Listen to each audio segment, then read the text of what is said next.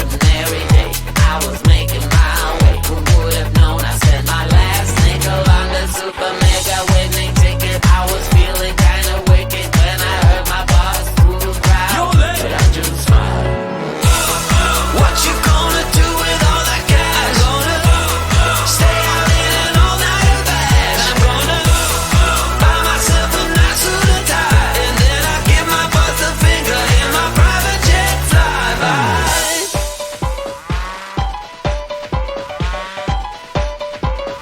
People start to ask me like, what you gonna do with all that green? I'm gonna feed my monkeys with it.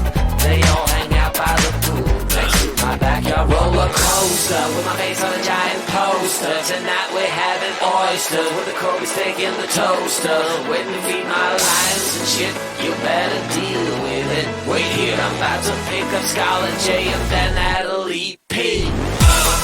What you gonna do with all that cash? Gonna stay out in an all-nighter bash. I'm gonna buy myself a nice suit and tie, and then I give my boss the finger in my private jet flyby.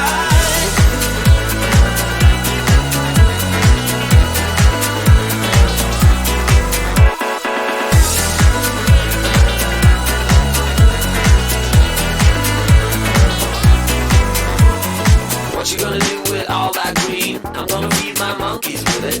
They all hang out by the pool next to my backyard roller coaster, with my face on a giant poster. Tonight we're having oyster with the Kobe steak in the toaster. Waiting to feed my lions and shit. You better deal with it. Wait here, I'm about to pick up Scarlet J and then Natalie P. What you gonna do